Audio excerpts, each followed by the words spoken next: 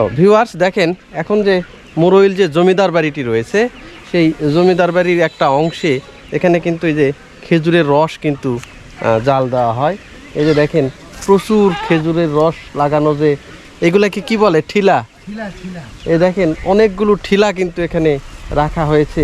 এইগুলোতে এই খেজুরের রস কিন্তু এইগুলো গাছ লাগানো হয়। আর এই যে যে চুলাটা দেখতে পাচ্ছেন, এই চুলাতে কিন্তু ভোর থেকে সেই রসগুলো পেরে আনার পরে কিন্তু এখানে জাল দিয়ে সেই রস থেকে কিন্তু সুন্দর খেজুরের যে গুড় রয়েছে, সেই গুড়গুলো কিন্তু বানানো হয়। দেখেন একদমই অনেকগুলো ঠিলা দেখেন এখানে রাখা হয়েছে, এই যে প্রচুর ঠিলা। আর এই যে এই চুলাতে কিন্তু এই যে রসগুলো কিন্তু জাল দেওয়া হয়।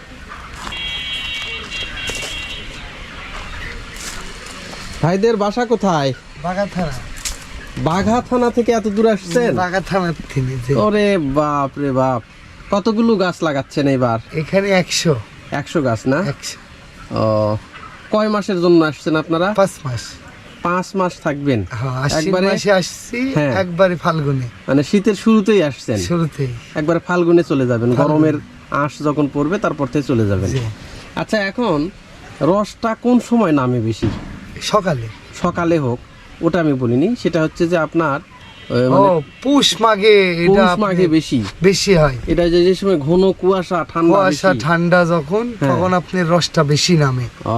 আর এখন আপনার ওই মাপের বলতে গেলে একটা গাছে মিডিয়াম 3 কেজি 4 কেজি, আচ্ছা 5 কেজি, মানে গাছ বুঝি। বুঝতে পারছি। আর পুষ মাসে আপনার অটোমেটিক গাছ একদিন কাটলে 2 দিন পড়বে, 2 দিন করে পড়বে। আর এখন একদিনেই আজকে শুকিয়ে গেছে মনে করেন। বুঝতে পারছি। এইগুলা কি আপনারা গাছ কি হিসাবে নিছেন? এইগুলা এটা লিজ, ওই যে 300 টাকা করে লিজ। ও, মানে এই 5 মাস আপনি গাছের রস নামাবেন, 300 টাকা গাছালা পাবে। হ্যাঁ, বুঝতে পারছি। আর আপনাদের গুড় কত করে বিক্রি করতেছেন? গুড় 200 টাকা কেজি। 200 টাকা কেজি। এটা কি ঝোলা গুড় না? না, এটা পাটালি। সাবানের মতো যেটা? না, সাবানের মতো এটা খড়ি। আচ্ছা আচ্ছা। আর এটা চোকা গুড়, আপনি 4 কোনা। 4 কোনা যেটা, 200 টাকা কেজি। 200 টাকা কেজি। এতে কি লাভ হচ্ছে না কি আসলে? হচ্ছে আপনার ওই যে পরিমাণ মোতাবেক বলতে গেলে কি, রস যদি ঠিক মতন পাই তাহলে লাভই হয়। তাহলে লাভ হয়, তাছাড়া হয় না। কারণ রসটাই মেন। তো লাগে আপনাদের ওই রস জাল দিতে তো অনেক খড়ি লাগে। হ্যাঁ, মেন হলো জ্বালানি। এটা আপনি রস বেচলে লাভ বেশি, কিন্তু রিক্স। প্রাকৃতিক ভারসাম্যটা বজায় রাখতে হবে। কেমন? আপনার মনে করেন বাদুর পাখি বিভিন্ন ইত্যাদি যে বিভিন্ন ডাস্টবিনে মুখ দিয়ে যে ওটা আপনার স্পর্শ করবে, ওর মুখে নাই কিন্তু ব্যাকটেরিয়াটা তো আছে। ব্যাকটেরিয়াটা ধুই যখন যাচ্ছে তখন কাঁচা খাওয়াটা আইনত অপরাধ, নিপা ভাইরাস। আর আপনি জাল দিয়ে যখন গুড়টা হবে, এটা আপনার ঘন্টার পর ঘন্টা জাল চলবে।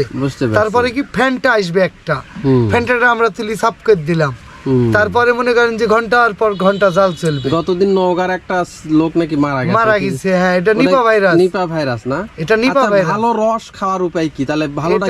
ভালো রস খাওয়ার উপায় বলতে গেলে ওটা নেট করতে হবে, নেট করে সুন্দর করে ঠিলা ঢাকতে হবে। বুঝতে পারছি। মানে প্রাকৃতিক ভারসাম্যটা বজায় রাখতে হবে। তার মানে যেখানে মানে ওই ঠিলাটা লাগানো হবে, পুরাটা জাল দিয়ে যদি একটু ঘিরে নেওয়া হয়, পোকামাকড় মাছি টাছি না পড়ে, তাহলে অসুবিধা নেই। কারণ এটা তো রস কোন গভীর তিনে গাছের আসছে, রস নিপা ভাইরাস হয় না। না, প্রাকৃতিক ভারসাম্যটাই নিপা ভাইরাস। রাইট।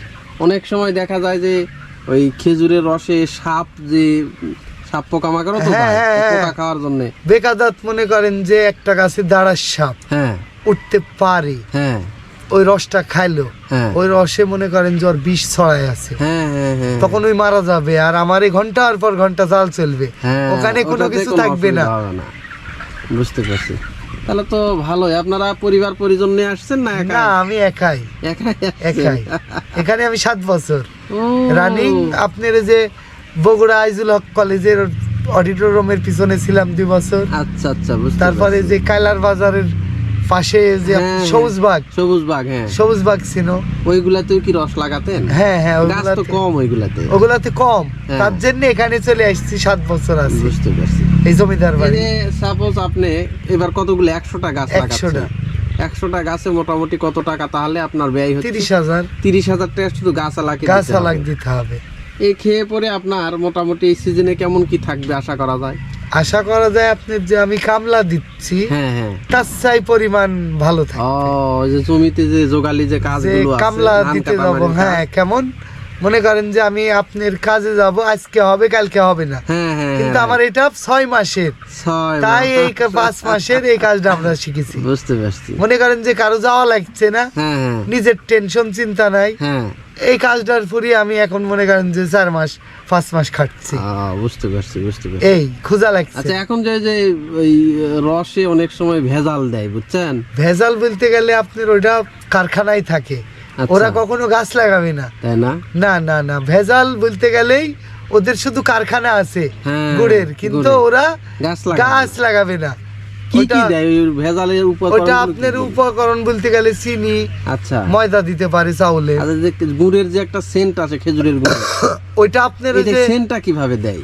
ওইটা আপনার মনে করেন যে অরিজিনাল আমার এখানে মনে করেন যে 10 কেজি লালি বানাই নিল, আচ্ছা, ওখানে 1 কেজি কে দিল, এটা ভেজাল গুড় তৈরি করছে ওরা। আর আমরা এটা অরিজিনাল, আমারে রস সেন্ট আসে না, হ্যাঁ, রস গুড় এবং আমার গুড় খাবেন, এটা গ্যারান্টি। এটা আমি 7 বছর আছি এখানে, আপনি গোটা মোড়ল জিজ্ঞাসা করবেন না, যেই গুড় কিনবে আবার কিনা লাগবে, তাই না? ঝোলা গুড় বানান না আপনারা? হ্যাঁ, ঝোলাও বানাই, ওটা আপনার অর্ডার থাকে, অর্ডার দিলে ওই সরাসরি দামের থেকেই তুলে দিব। ঝোলা গুড় কত করে দিচ্ছেন? ওটা 180 টাকা করে। হ্যাঁ, ওই মিচ্ছেখানা পরেই মনে করেন যে হচ্ছে ওটা, বেশি সময় লাগবে না। ওটা সময় লাগবে না, আর শক্ত বানানাটা ওটা ওই মিচ্ছেখানা পরেই হয়ে যাবে, রাইট, 20 মিনিট 10 মিনিট এরকম তফাৎ। এই যে এই ভাইয়ের নামটা কি? আমার নাম আব্দুল মোমেন। এই যে দেখেন ভিউয়ার্স, দেখেন এই যে আব্দুল মোমিন ভাই এখানে বসে আছেন।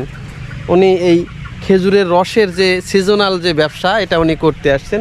উনি রাজশাহীর মানুষ, রাজশাহীর বাগা থেকে এখানে আসছে, কারণ সারা বাংলাদেশে কিন্তু রাজশাহী, যশোর এবং নাটোরের এই গুড় নাম করা কিন্তু খেজুরের গুড়।